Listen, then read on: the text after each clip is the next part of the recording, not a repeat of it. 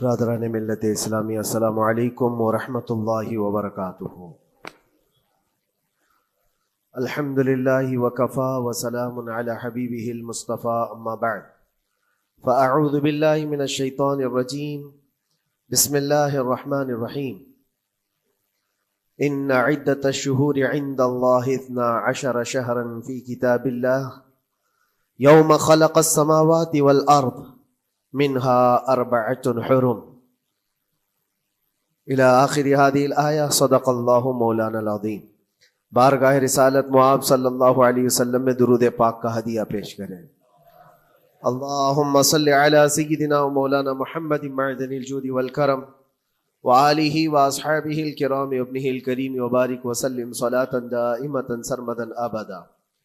اللہ عز و جل اپنے کلام مقدس میں فرماتا ہے، بے شک اللہ کے نزدیک گنے ہوئے شمار کیے ہوئے جو مہینے ہیں وہ 12 ہیں، اور ان 12 مہینوں میں سے 4 حرمت والے مہینے ہیں، عزت والے مہینے ہیں، عظمت والے مہینے ہیں۔ وہ 4 مہینے کون سے ہیں؟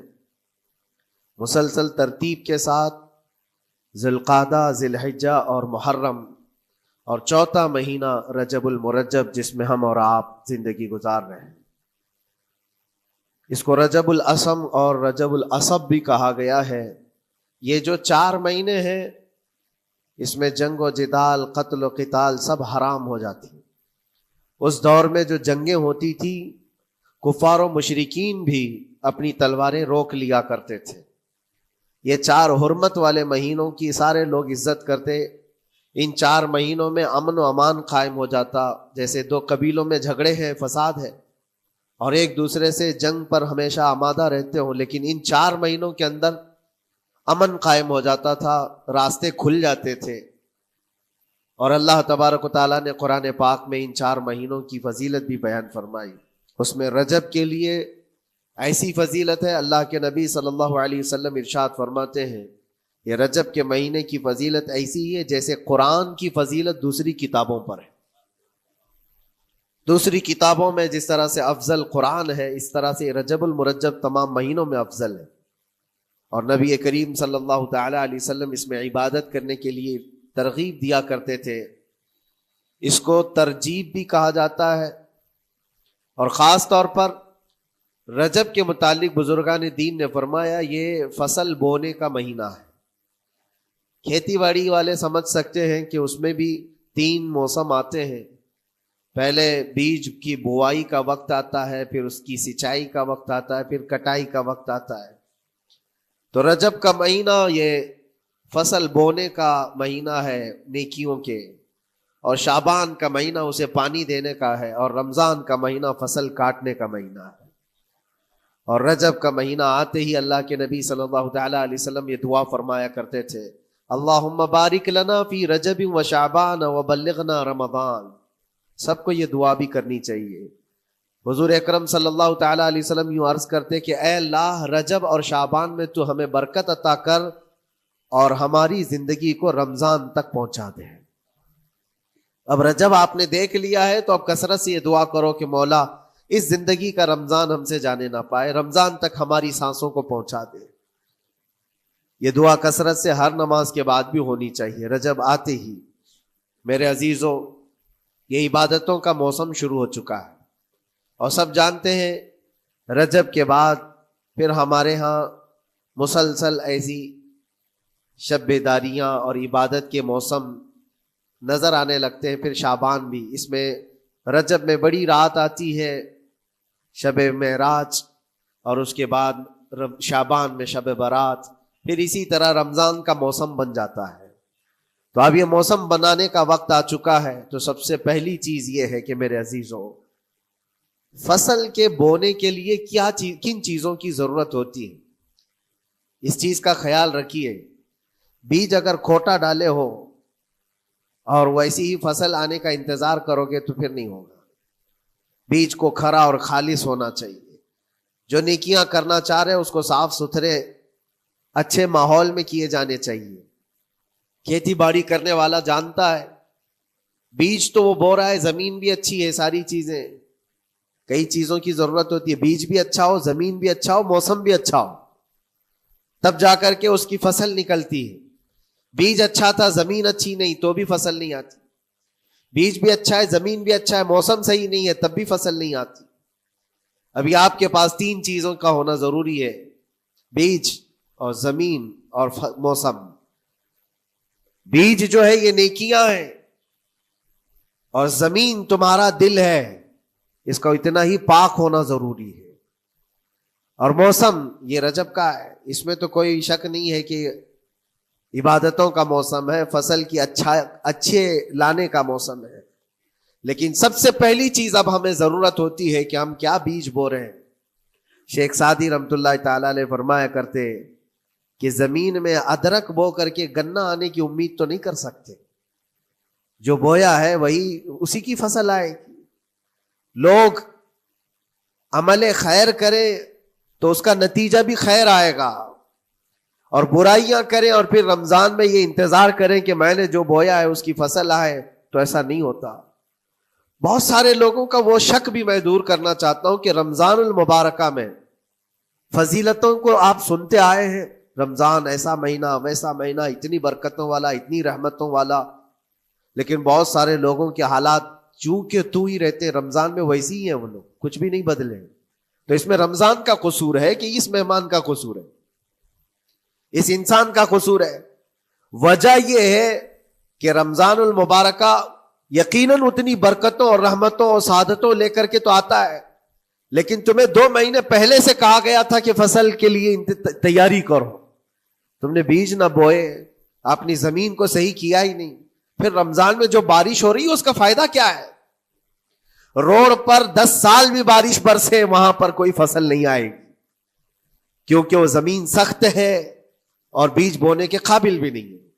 رمضان المبارکہ میں رحمتوں کی جھماجھم بارش تو ہوتی ہے، لیکن دل اگر سخت ہے گناہوں سے تو اس بارش کا کیا اثر ہوگا اس پر؟ اسی لیے دلوں کی نرمی یہاں سے شروع کریں، رجب المرجب سے.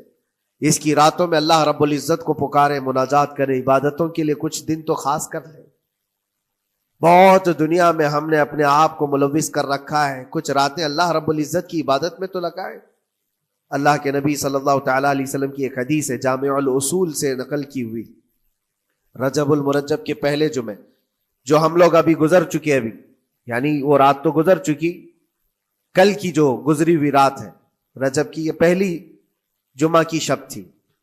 اس کے متعلق روایت ہے کہ 12 رکعتیں جو مغرب کے بعد سے لے کر عشاء کے درمیان پڑھتا ہے، اللہ کریم اس کے تمام گناہوں کو معاف کرتا ہے، اور اس سال اس کو پورے طور پر ناگہانی آفات سے محفوظ رکھتا ہے، اور شیطان کے اس پر قابو پانے سے بھی اس کو اللہ محفوظ رکھتا ہے.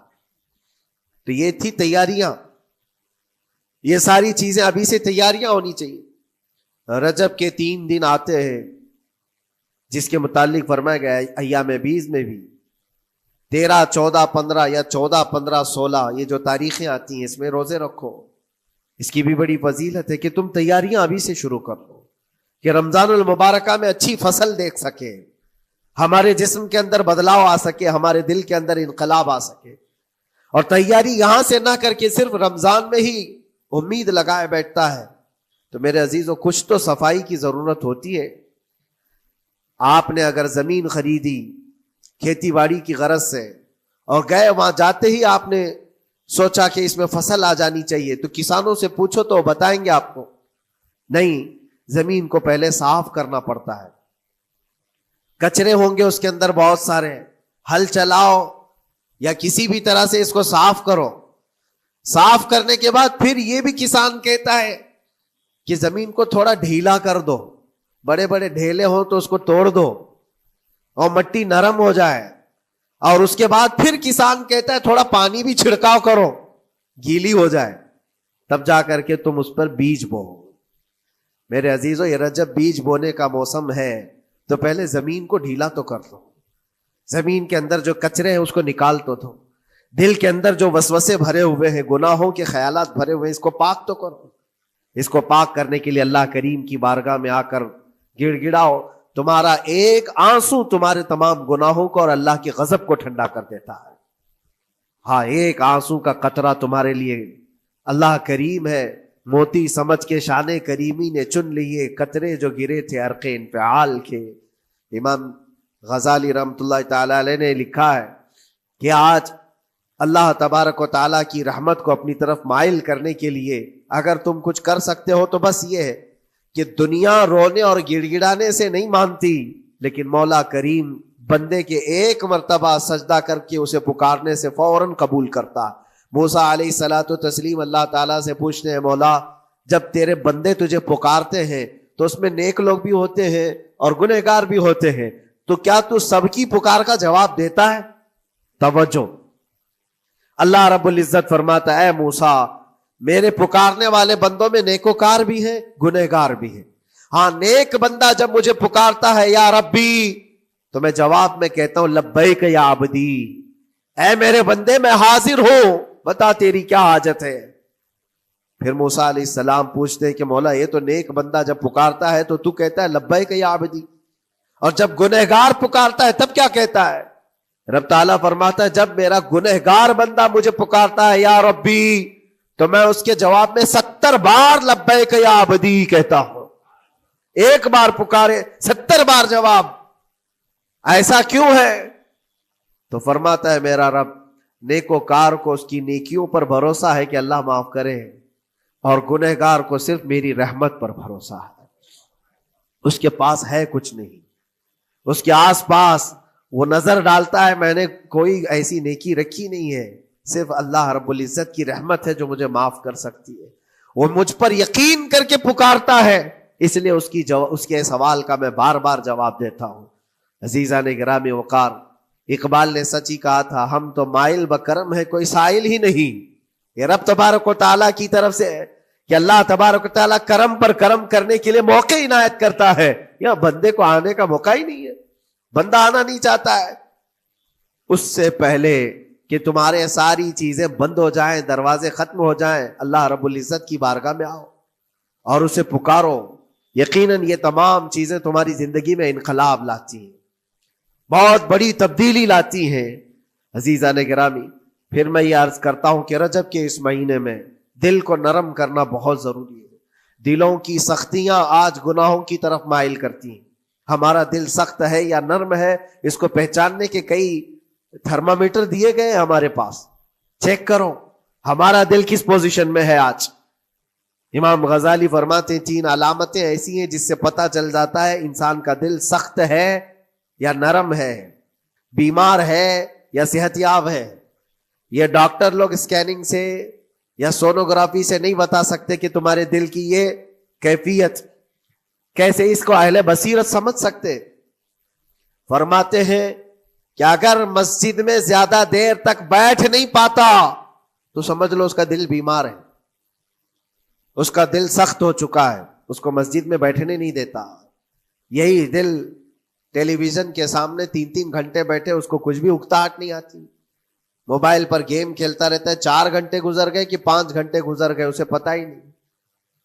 آج ایک سروے کے مطابق ہر انسان جو موبائل چلاتا ہے اس میں 18 گھنٹے وہ بزی ہے دن کے۔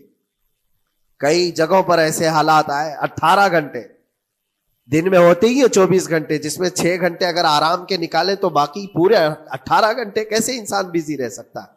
اس میں کھانا بھی ہے، پینا بھی ہے، حاجتیں بھی ہیں، لیکن سروے کے مطابق یہ بھی بات آئی ہے کہ 18 گھنٹے کنزیوم کرتے ہیں۔ میرے عزیزوں، اس میں کوئی اکتاہٹ اور اس میں کوئی ملال نہیں آتا، بیزارگی نہیں آتی، اور اللہ کے گھر میں یا فرض سے نماز سے ابھی سلام پھیرا کیا کہ بھاگنے کی تمنا ہوتی ہے۔ کئی جگہوں پر تو ایسا ہے، اسی لیے اللہ کے نبی صلی اللہ تعالی علیہ وسلم کی ایک حدیث میں سناتا ہوں، ارشاد فرماتے 2 چیزیں کسی منافق کے اندر جمع نہیں ہو سکتی، 2 چیزیں منافق آدمی کے اندر آ ہی نہیں سکتی۔ وہ کیا چیزیں؟ حضور پاک صلی اللہ تعالی علیہ وسلم فرماتے ہیں اچھے اخلاق منافق کے اندر نہیں آتے، اور اللہ کی اور اس کے رسول کی ہر بات پر یقین، یہ منافق کے اندر نہیں آ سکتے۔ اور منافق کی یہ علامتیں بتاتے بتاتے میرے نبی نے یہ فرمایا، دیکھنا کہ مسجد میں منافق سب سے اخیر میں آئے گا اور سب سے جلدی بھاگے گا، اس کا دل نہیں لگتا۔ دل سخت ہو چکا ہے، اور بازار میں سب سے پہلے جائے گا اور سب سے لاسٹ میں نکلے گا. بازار اس کے دل لگنے کی جگہ ہے، اس کے وہاں پر تفریح کی جگہ ہے. اور مومن کی علامت یہ فرمایا کہ مومن مسجد میں جلدی آتا ہے اور دیر سے جاتا ہے، اس کا دل لگا رہتا ہے. اور مومن بازار میں لوگوں کے شروعات میں نہیں، اپنی ضرورت کے مطابق گیا اور نکل آیا. اور فرماتے ہیں میرے آقا صلی اللہ علیہ وسلم، روئے زمین پر سب سے اچھی جگہوں میں سے کوئی جگہ ہے تو اللہ کا گھر ہے، مسجد ہے. اور سب سے بری جگہوں کے متعلق فرمایا وہ بازار ہے. اب یہاں پر دلوں کے متعلق میں عرض کر رہا ہوں کہ کس کا دل کس پوزیشن میں ہے، اسے آج خود آزما لینا چاہیے. دوسری علامت، امام غزالی فرماتے ہیں قرآن پاک کھولے گا وہ صفحہ 2 صفحہ سے زیادہ پڑھ نہیں پائے گا، بند کرنے کا دل کرے گا.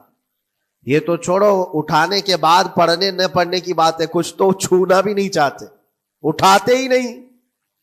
سال پورا ہو گیا تو قرآن پکڑتے نہیں، تو پھر دل کی کیفیت کیا ہو چکی ہوگی، دل کیسا مریض ہوگا. بعض لوگ ہم سے یہ کہتے بھی تھے کہ حضرت پڑھنا تو آتا نہیں، کیا کریں گے قرآن کا. کہا اٹھانا تو آتا ہے.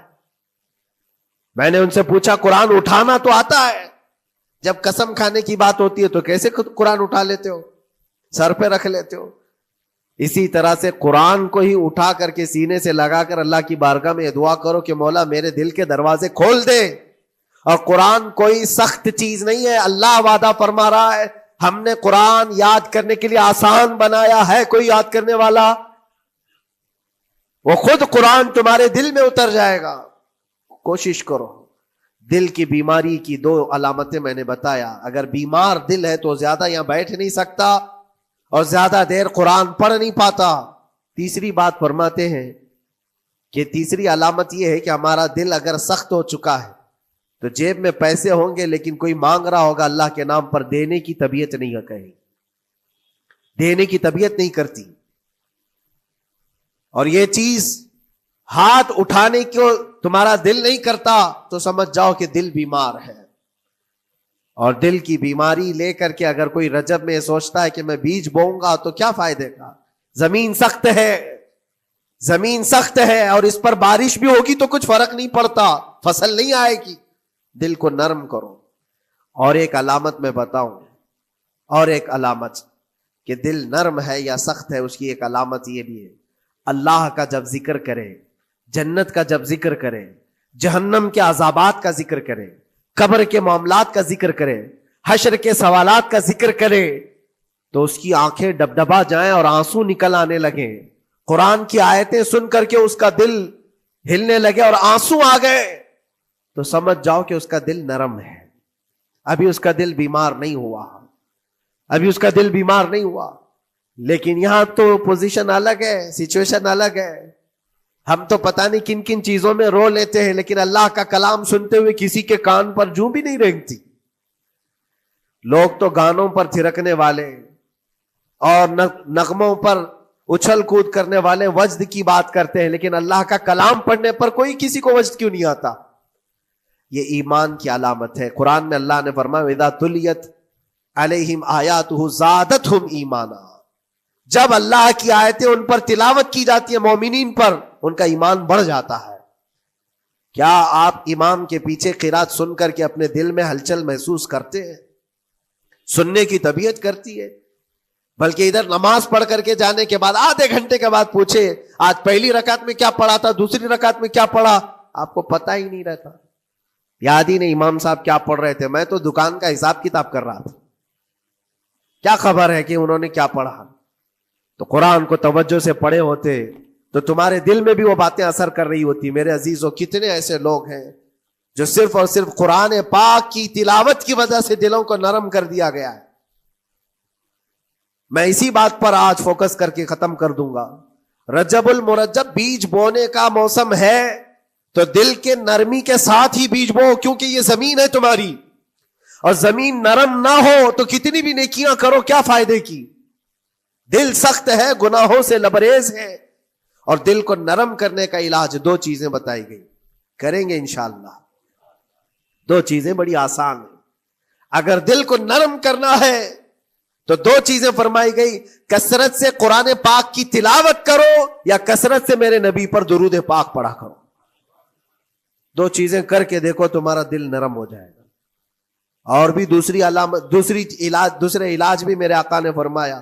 ایک صحابی آئے تھے، انہوں نے عرض کیا یا رسول اللہ صلی اللہ علیہ وسلم، لوگ آپ کے پیچھے نماز پڑھتے ہیں تو زاروں قطار رونے لگتے ہیں، جب آپ دعا کرتے ہیں تو وہ دھاڑے مار کر کے روتے ہیں، میں کبھی رو نہیں پاتا، میرا رونا نہیں آتا، میں بھی قرآن سنتا ہوں، میں بھی آپ کے پیچھے نماز پڑھتا ہوں. تو حضور پاک صلی اللہ علیہ وسلم نے فرمایا تمہارا دل سخت ہو گیا ہے، تمہارا دل سخت ہو گیا ہے. انہوں نے کہا کیا کروں، علاج کیا ہے اس کا؟ وہ مسیحائے امت ہے میرے آقا، ہر ایک کا علاج جانتے ہیں، کس کو کون سا علاج دینا ہے. نبی پاک صلی اللہ تعالی علیہ وسلم فرماتے ہیں جاؤ کسی یتیم بچے کے سر پر ہاتھ پھیرو، اللہ تمہارا دل نرم کرے گا. ان کے لیے وہ علاج رکھا گیا تھا. جس کو جیسا علاج بتایا میرے آقا صلی اللہ علیہ وسلم نے، کسی یتیم کے سر پر ہاتھ پھیرو، دل نرم ہوگا. لیکن دل کے نرم ہونے کے علاج اللہ کے نبی صلی اللہ علیہ وسلم کے شفا خانے میں ہے. ہاتھ سے آپ کثرت سے درود پاک پڑھو، پھر دیکھو آپ کے دل کے اندر انقلاب آتا ہے یا نہیں آتا. آپ کے چہرے کا نور بڑھ جائے گا، زبان کا اثر بڑھ جائے گا، عمل خیر کی طرف رغبت بڑھ جائے گی.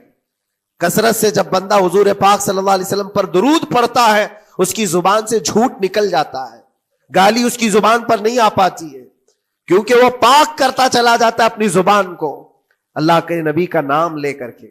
میرے عزیزو، اس میں دقت کیا ہے درود پاک کثرت سے پڑھنے میں؟ آپ جہاں چل رہے ہو، پھر رہے ہو، اٹھ رہے ہو، بیٹھ رہے ہو، انتظار میں ہو، سونے کے لیے جا رہے ہو، زبان ہی تو ہلانا ہے میرے نبی پاک صلی اللہ علیہ وسلم کی بارگاہ میں درود پڑھ کر کے. اور ضروری نہیں ہے کہ بہت لمبے لمبے درود پاک آپ کو یاد کرنے ہو، صلی اللہ علیہ وسلم بھی پڑھ لیا تو یہ درود پاک ہے، یہ درود پاک ہے. یا تو پھر الصلاۃ والسلام علیک یا رسول اللہ کہتا ہے تو یہ بھی درود پاک ہے، درود پاک ہے یہ. اور دل کو جب نرم ہو جائے گا تو انشاءاللہ العزیز آپ اس کے اثر بھی دیکھیں گے، اس کے اثر بھی دیکھیں. کیسے کیسے لوگوں کی بات میں کروں میرے عزیزوں. آپ کو پتا ہے تاریخ کے اوراق الٹ کر کے دیکھو. ایک صحابی حضرت نعیم، وہ راستے پر گزر رہے تھے، دیکھا ایک کڑیل جوان مکہ کا، جس کو سارے لوگ دیکھ کر پہلوان کہتے اور ڈرتے تھے، گھبراتے تھے. 27 سال کا کڑیل جوان ہے اور ہاتھ میں تلوار کھینچے ہوئے تیزی سے آ رہا ہے. یہ پہلوان کوئی اور نہیں، عمر ابن خطاب ہے. حضرت نعیم کہتے دیکھ کر کے میں گھبرا گیا، اتنی تیز اور ترار چال اور چمکتی ہوئی تلوار، کہاں کا ارادہ ہے؟ پوچھا حضرت نعیم نے کہاں جا رہے ہو؟ عمر ابن خطاب نے کہا محمد کا قتل کرنے جا رہا ہوں. معاذ اللہ رب العالمین. اس لیے کہ ایمان لائے ہوئے نہیں تھے. یہ دلوں کی سختیاں ہیں، یہ دلوں کا منجمد ہونا بتا رہا تھا کہ وہ نبی پاک صلی اللہ علیہ وسلم کے قتل کے لیے نکلے. حضرت نعیم نے صرف راستہ روکنے کے لیے ان سے کہا ان کا بعد میں قتل کرنا، پہلے تیری بہن اور بہنوی کا گھر بھی دیکھ لے، وہ بھی تو کلمہ پڑھ رہے ہیں، وہ بھی تو کلمہ پڑھ رہے ہیں اسی رسول کا. تو غصہ اور بڑھ گیا کہ میرے گھر میں یہ ہو چکا ہے، میں تو جس کا قتل کرنے جا رہا ہوں وہ میرے گھر تک آیا ہوا ہے. کہا پہلے میری بہن اور بہنوی کا کام تمام کرتا ہوں. اسی غرض سے وہ آئے تھے. اور جس وقت اپنے بہن کے گھر کے باہر کھڑے تھے، اتفاق ایسا کہ اندر سے قرآن کے پڑھنے کی آواز آ رہی تھی. ایک صحابی حضرت خباب، وہ قرآن پڑھا رہے تھے حضرت عمر کی بہن کو اور ان کے بہنوی کو. اور کیا بہترین انداز رہا ہوگا، جو رسول اللہ سے ڈائریکٹ سنے ہوئے لوگ تھے، اللہ کا کلام اترا ہوا ہے جن کے اوپر، وہ اس وقت حاضر رہے ہوئے لوگ ہیں، قرآن کو پڑھ رہے تھے. طٰہٰ ما انزلنا علیک القرآن لتشقی الا تذکرۃ لمن یخشی. عرب لوگ اچھی طرح سے جانتے تھے ایک ایک حرف کا معنی کیا ہوتا ہے، وہ عربی جانتے تھے، ان کی مادری زبان تھی. اور اس قرآن کے اندر جو مٹھاس تھی، عمر ابن خطاب کان لگا کر سنتے رہے سنتے رہے سنتے رہے. لیکن غصہ جو اندر سے تھا، دل کی جو سختی تھی، آئے تھے مارنے کے لیے، دروازہ زور سے ٹھوکنے لگ گئے، اندر لوگ ڈر گئے. حضرت خباب کو چھپا دیا، بہن اور بہنوی نے دروازہ کھولا. دروازہ کھلتے ہی ان پر حملہ آور ہو گئے. عمر ابن خطاب مارا، اپنے بہنوی کو بہت مارا کہ تم یہ کیا کر رہے ہو، دین بدل چکے ہو. یعنی تم یہاں سے نکل کر کے دوسری جگہ چلے گئے ہو، صحابی ہو گئے ہو، اپنی بہن کو بھی مارا یہاں تک کہ ان کی ناک پھٹ گئی. جب لہو لہان ہو گئے تو عمر ابن خطاب نے دیکھا کہ میں اپنی بہن اور اپنی بھائی کو مار رہا ہوں. پھر تھوڑی دیر کے لیے دل میں رحم آیا. اور دل میں رحم آیا کس چیز کا؟ کس چیز کی وجہ سے نرم ہوا دل میرے عزیزوں؟ بھائی اپنے بہنوئی کی اور اپنی بہن کی پٹائی کو دیکھ کر کے نہیں، ان کو دیکھا تھوڑی دیر کے بعد اور کہا چلو چھوڑو جانے دو، جو ہوا سو ہوا، لیکن جو تم لوگ پڑھ رہے تھے میرے آنے کے وقت مجھے دوبارہ پھر سے سنا دو. وہ کیا کلام تھا؟ وہ کون سا کلام تھا؟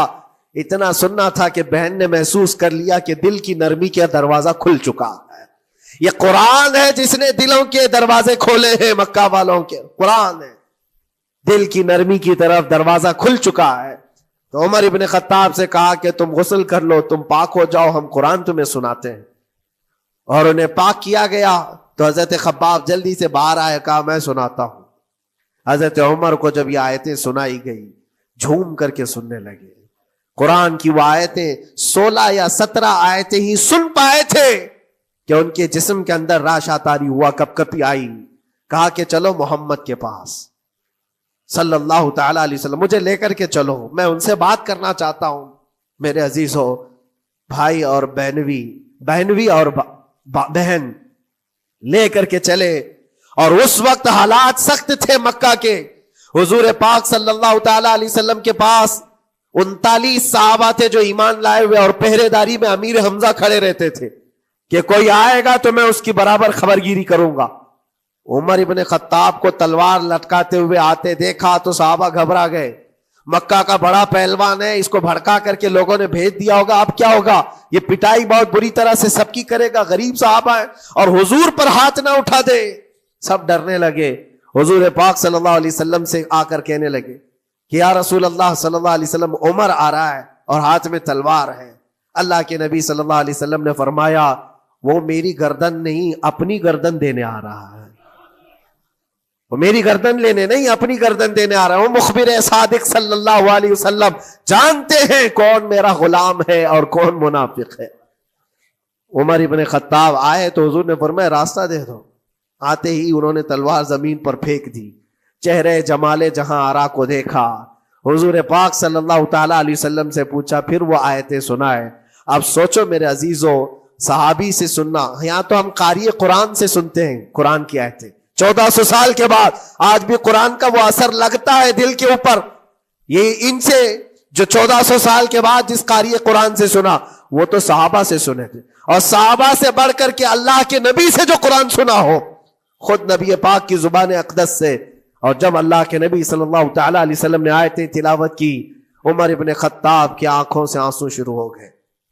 زارو قطار رونے لگے اور پھر پکار کر کہا اشہد ان لا الہ الا اللہ واشہد انک رسول اللہ. میں گواہی دیتا ہوں کہ اللہ کے سوا کوئی معبود نہیں، اور میں گواہی دیتا ہوں کہ آپ اللہ کے رسول ہیں. میرے عزیزو، عمر ابن خطاب رضی اللہ تعالیٰ عنہ کو اس طرف لانے والا، دل کو نرم کرنے والا، یہ قرآن پاک اللہ کا کلام ہی تو ہے. آج گناہوں سے اس پر بہت ساری پرت جم گئی ہے. ہمارے دلوں کے حالات ایسے ہو گئے، قرآن اٹھاؤ دلوں کو نرم کر دے گا.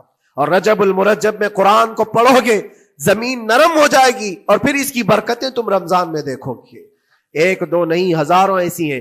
ایک ایسے مشہور ڈاکو، بغداد کے لوگ ڈرتے تھے. بغداد کے لوگ اتنا ڈرتے تھے کہ جو بھی قافلہ جائے گا لٹ جائے گا. فضیل بن عیاض، جو بھی قافلہ نکلتا تھا اس راستے سے لٹ جاتا تھا، کوئی بچ نہیں پاتا تھا. اور ایک قافلہ آ رہا تھا عرب سے اور مال تجارت لے کر بغداد کی طرف جا رہا تھا. تو قافلے والوں نے یہ مشورہ کیا کہ یہ جو قافلہ جا رہا ہے یہ اس راستے سے جا رہا ہے. فضیل بن عیاض ڈاکوؤں کا سردار وہاں رہتا ہے، بہت سارے ڈاکو اس کے ساتھ ہیں، وہ تو رہزن ہے، راستے پر روک کر کے مال لوٹ لیتے ہیں. تو قافلے میں ایک قاری قرآن تھے. انہوں نے کہا ٹھیک ہے، اب راستے پر آ ہی چکے ہیں تو کیا کر سکتے ہیں، چلو بیٹھ کر کے نکلتے ہیں. میں قرآن کی تلاوت کرتا رہوں گا اونٹ پر بیٹھ کر کے، اللہ کریم اس برکت سے ہمارا راستہ آسان کر دے گا. قاری قرآن نے قرآن کی تلاوت شروع کر دی.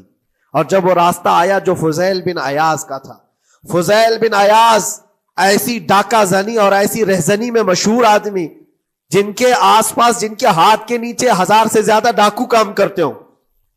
بغداد پورا ڈرتا تھا، پورے راستے وہاں پر کوئی بھی سلامت نہیں جا پاتا تھا. اس راستے پر ایک قاری قرآن جب آیا، میرے عزیزو تلاوت کیا کر رہا تھا؟ سورۃ الحدید کی آیت تھی، الم یأن للذین آمنوا ان تخشع قلوبهم لذکر اللہ. وہ قرآن کی آیت ہے. اللہ کے کریم فرماتا ہے کیا ایمان والوں کے پاس ابھی وہ وقت نہیں آیا کہ اللہ کا ذکر سنتے ہی یا اللہ کا ذکر ہوتے ہی ان کا دل کانپنے لگ جائے، ان کا دل ہلنے لگ جائے. فضیل بن عیاض کے کانوں میں یہ آیت پڑھ رہی تھی. قاری قرآن بار بار اس آیت کو پڑھ رہا تھا. کیا وہ وقت ابھی ایمان والوں کے پاس نہیں آیا کہ وہ اللہ کے ذکر سے دہل جائیں؟ اتنا اثر کر گئی آیت، اتنا اثر کر گئی. فضیل بن عیاض نے ہتھیار پورے پھینک دیے اور چیخ چیخ کر کے کہنے لگا آن لنا ربنا، آن لنا ربنا، اے میرے رب وہ وقت آ چکا ہے، اے میرے رب وہ وقت آ چکا ہے. سارے ڈاکوؤں سے کہا سجدہ ریز ہو جاؤ، اس لیے کہ اللہ کا کلام ہمیں بلا رہا ہے. برسوں سے ڈاکہ زنی کرنے والے، برسوں سے راستے لوٹنے والے، قرآن کی ایک آیت نے دل بدل دیا. دل کے ایسا انقلاب آیا، سب کچھ چھوڑ دیا اور اس کے بعد نکلے. اللہ اکبر. جانتے ہو فضیل بن عیاض کون ہے؟ فضیل بن عیاض وہ ہے جن کا نام لیتی سرکار غوث پاک بھی ادب کیا کرتے تھے. فضیل بن عیاض اللہ تبارک و تعالیٰ نے ولایت کا وہ مقام عطا کر دیا. بڑے بڑے اولیاء کرام ان کے پاس آنے لگے.